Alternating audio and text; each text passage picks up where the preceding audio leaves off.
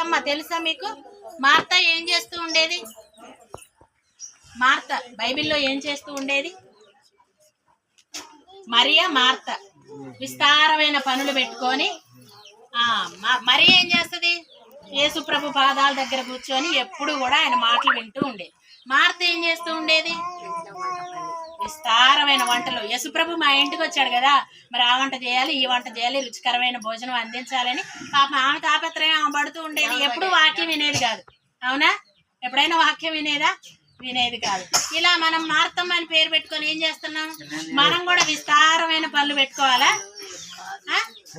దేవుడు ఏమన్నాడు? మరీ చూడు ఎంత చక్కగా పని చేసుకో, నా పాదాల దగ్గర కూర్చొని వాక్యం వింటుంది, నువ్వెందుకమ్మా విస్తారం? మరలా ఆమె ఏమంటుంది చెప్పండి? ఏమంటది మాట? చూసావా యేసు ప్రభు, నీకు అసలు జాలి లేదా? నీకు అసలు కరుణ లేదయ్యా? చూసావా నేను ఇంత పని పెట్టుకొని పని చేసుకుంటుంటే, ఇప్పుడు ఇక్కడ కూడుకుందండి, మేమంతా పని చేసుకుంటాం. పని చేసుకుంటుంటే మీకు అందరికి జాలి లేదా? వచ్చి పని చేయొచ్చు కదా అన్నారనుకోండి, ఏమంటారు మీరంతా? ఏమంటారు? వాక్యం ప్రాముఖ్యం అంటారా? పని ప్రాముఖ్యం అంటారా? శరీర సంబంధమైనది మనకు అవసరం అంటారా? ఆత్మ సంబంధమైనది అవసరం అంటారా? ఆత్మ సంబంధమైన ఆహారం తిన్న తర్వాత మనం ఎక్కడికి వెళ్ళాలి? శరీర సంబంధమైనది అందరం కలిసి చేసుకొని తినొచ్చు. ఇప్పుడు మార్తమ్మ ఏం చేస్తుందంటే, ఇది చేద్దాం అని అంటే రావట్లేదు మా చెల్లి, నీ దగ్గర కూర్చొని ఏం చేస్తుంది? వాక్యం ఏంటుంది అయ్యా, అది పెద్ద ప్రాముఖ్యం కాదన్నట్టుగా మాట్లాడుతుంది. అవునా? ఈరోజు క్రైస్తవ జీవితం కూడా ఎలా ఉంది? విస్తారమైన పనులు పెట్టుకుంటా. ఇప్పుడు ఎవరింట్లోనైనా ప్రేయర్ పెట్టుకున్నారనుకోండి, ఏం చేస్తారు చెప్పండి? వాస్తవాలు మాట్లాడుకుందాం. ఏం చేస్తామండి? ఈరోజు మన ఇంట్లో ప్రేయర్ అని చెప్పి అందరికి చెప్పుకొని వచ్చిన తర్వాత దానికోసం ప్రిపేర్ చేయాలి, దానికోసం వంట చేయాలి, లేదా స్నాక్స్ తయారు చేయాలి. ఈ బిజీలో అయ్యగారు అక్కడ వాక్యం చదువుతుంటే మనం ఏం చేస్తాం? హాయిగా మన పనులు మనమే లొట్లోట గిన్నెల సౌండ్లు. అవునా కదా? శ్రద్ధగా వాక్యం వింటారు ఎవరైనా? ఎవరు ఇంటి వారు వింటారా అంటే అసలే వినరు కదా. అది కరెక్ట్ కాదు. దేవుడు అంటే పని పక్కన పెట్టేసి చూడు మరి ఏం చేస్తుంది? యేసు పాదాల దగ్గర కూర్చొని చక్కగా వాక్యం నేర్చుకుంటుంది. అలా ఉండాలి. అంటే ఇప్పుడు పేరు పెట్టుకోగానే సరిపోయిందా? పేరు బాగుంటే సరిపోయిందా?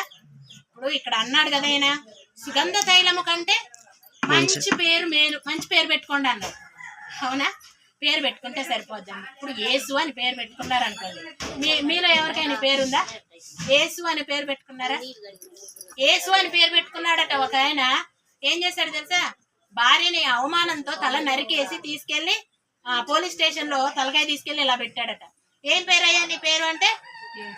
యేసు. ఏసయ్యా, యేసును కాబట్టి ఏసేసాను అన్నాడట. ఎంత దరిద్రం అండి చూడండి. యేసు అని పేరు పెట్టుకొని ఆయనలో ఉన్న పరిశుద్ధత మనలో ఉందా? ఆయనలో ఉన్న నీతి మనలో ఉంటుందా? పేరు ప్రాముఖ్యం కాదు. ఏది ప్రాముఖ్యం? ప్రవర్తన ప్రాముఖ్యం. యేసు అనే పేరు ఎంత పరిశుద్ధమైన పేరు, అది ఎంత పవిత్రమైన పేరు. ఆ పేరుకు తగినట్టుగా బ్రతకాలి. ఆయన ఎలా బ్రతికారో అలా బ్రతకాలి. కానీ నా పేరు మార్తమ్మ కాబట్టి నేను పరిశుద్ధురాల్ని, భక్తురాల్ని, నేను చాలా అది ఇది, నేను డైలీ రెగ్యులర్ గా చర్చికి వెళ్తాను, పాటలు బాగా పాడతాను, వాక్యం బాగా చెప్పేస్తాను అనుకుంటే సరిపోయిందా?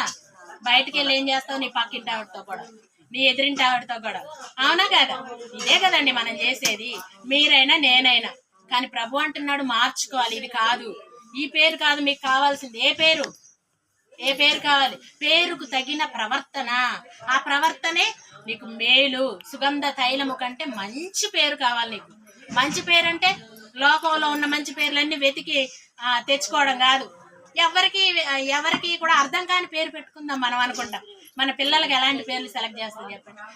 ఈ ఊర్లో ఎవరు పెట్టుకోకూడదు అలాంటి పేరు అనుకుంటాం. అవునా కదా? ఎవరు నోరు తిరగకుండా పెట్టుకోవాలనుకుంటాం. అవునా?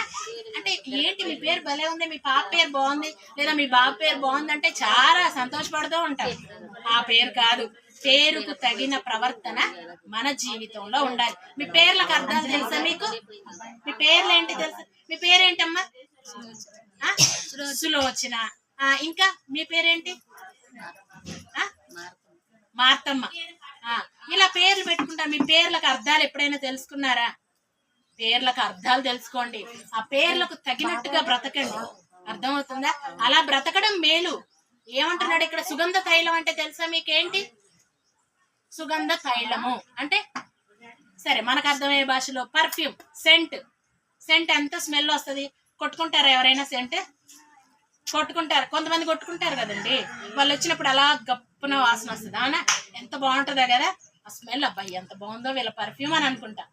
అలా అదెంత మంచి స్మెల్ వస్తుందో దానికంటే కూడా నీ సువాసన ఎలా వెళ్ళాలి. నువ్వు అలా వచ్చావంటే, అలానే మా అత్తమ్మ వచ్చిందంటే, చూసావా ఎంత మంచి భక్తురాలు. లేదా అలానే మరియా వచ్చిందంటే, ఆ పేర్లే కాదులేండి, ఏ పేర్లు పెట్టుకున్నా ప్రభు పేరుకు తగిన ప్రవర్తన చాలా ప్రాముఖ్యం. ఆ మంచి పేరు నువ్వు సంపాదించుకోవాలి అంటాడు. ఈరోజు విజయ నా పేరు క్రిస్టియన్ పేరు కాదు కాబట్టి ఇంకా నా పేరు ఇలా పెట్టుకోకూడదు అనే రూల్ ఉందా? అలా ఏం లేదు. పేరు మార్చుకోవడం కాదు, చాలా మంది ఇలా చేస్తారు. పేరు మార్చుకుంటే చాలు ఇంకా మేము క్రైస్తవులం, మేము పరలోకానికి డైరెక్ట్ అనుకుంటారు కదా. పేరు కాదు మారాల్సింది, బ్రతుకు మారాలి.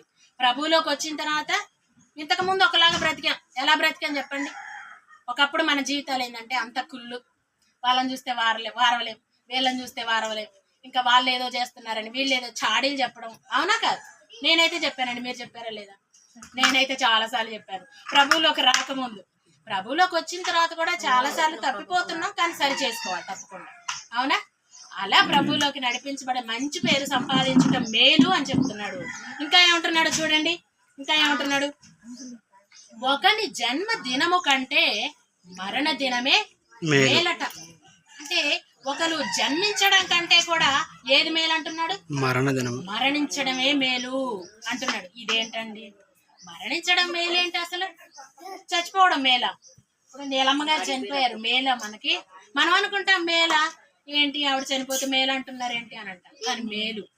క్రైస్తవుడు తన బ్రతుకును కాపాడుకొని చక్కగా ప్రవర్తన దిద్దుకొని దేవునిలో చనిపోయిన వాడికి అది మేలే. ఒకరి జన్మదినము కంటే మరణ దినమే మేలు. ఎందుకంటే త్వరగా ఈ లోకాన్ని విడిచిపెట్టి వెళ్ళిపోవాలనే తపన మనకు ఉండాలి క్రైస్తవులుగా. క్రైస్తవులే కాదు, ఎవరైనా సరే. ప్రభు అందరికీ రక్షకుడు కదా. ఆయన లోక పాపమును మోసుకొని పోవడానికి వచ్చాడు, లోకంలో ఉన్న పాపులను రక్షించడానికి వచ్చాడు కదా. మనం అందరం పాపులమే, కానీ ఇంకా ప్రభువుని ఎరగని వాళ్ళు చాలా మంది ఉన్నారు. అందరూ ప్రభువుని తెలుసుకోవాలి, అందరూ కూడా రక్షణలోనికి రావాలి, మంచి పేరుతో మంచి ప్రవర్తనతో బ్రతకాలి, చక్కగా ప్రభు సన్నిధికి చేరాలనేది దేవుని ప్రణాళిక, ఆయన కోరిక. ఇప్పుడు అంటున్నాడు ఒకని జన్మదినము కంటే మరణ దినమే మేలు. మీకు అందరికీ తెలుసు కదా నీలమ్మ గారు ఎలా బ్రతికేవారు చెప్పండి? నాకైతే తెలియదు, మళ్ళీ చాలా దూరంలో ఉన్నాను. అమ్మగారు నాకైతే తెలియదు. ఎలా ఉండేవారు? ఏమైనా మంచి లక్షణాలు చెప్పగలరా? ఏమీ లేవా? చెప్పండి చెప్పండి, పర్వాలేదు, మాట్లాడుకోవచ్చు, పర్వాలేదు, చెప్పండి. ఎలాంటి ఆవిడ? నాకైతే తెలియదు, తెలుసుకోవాలని ఉంది మరి నాకు. అంటే మాట్లాడే పరిచయం, అంటే చక్కగా అందరిని ప్రార్థనకు వచ్చిన వాళ్ళని పలకరిస్తూ మాట్లాడుతూ చక్కని మాటలు చెప్పి దేవుళ్ళలోనికి నడిపించే మంచి తలాంతు కదా. అది తలాంతేనా? చక్కని తలాంతు. Okay, very good. ఇంకా ఇంకా ఇంకా ఎలాంటి లక్షణాలు? స్నేహితురాలని చెప్పారు కదా. ఎవరో స్నేహితురాలని చెప్పారు, నా ఫ్రెండ్ అని అన్నారు. ఎలా ఉండేవారు ఆవిడ మీతోటి? ఆవిడలో ఉన్న మంచి లక్షణాలు చెప్పండి. మంచి లక్షణాలు. చాలా మంచివారనే సాక్ష్యం అయితే నేను విన్నానండి. మరి మీరు కూడా చెప్పాలి, గ్రామస్తులు కదా, గ్రామంలోనే సాక్ష్యం ఉంటుంది. అవునా? ఎవరిదైనా సరే సాక్ష్యం ఎక్కడ ఉంటుందంటే మన చుట్టూ, మన కుటుంబంలో సాక్ష్యం సంపాదించుకోవాలి. ఇంకా మన గ్రామంలో సాక్ష్యం, మన సంఘంలో సాక్ష్యం ఉండాలి. కానీ మనం ఏం చేస్తాం? మనం ఎలాంటి సాక్ష్యం? మనకంతా చెడ్డ సాక్ష్యం. అమ్మ దయచేసి నేనేదో టైం పాస్ కి చెప్పట్లేదు, అర్థమవుతుందా?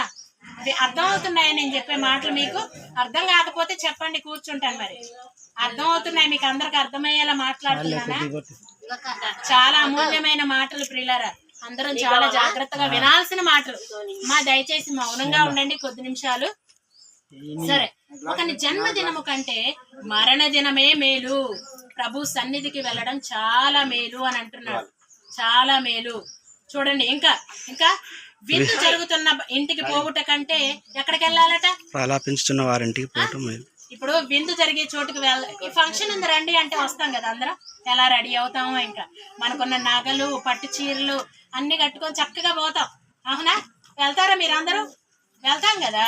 అన్ని కట్టుకొని చక్కగా వెళ్ళి హ్యాపీగా ఎలా ఉన్నావు, ఈ చీర ఎక్కడ కొన్నావు, ఈ నగలు ఎక్కడ కొన్నావు, ఇదే కదండి మనం మాట్లాడుకునేది. అక్కడ మనకి ఏమీ అర్థం కాదు. హ్యాపీగా డీజేలు కూడా పెడుతున్నారు ఈ మధ్య. అవునా? క్రైస్తవ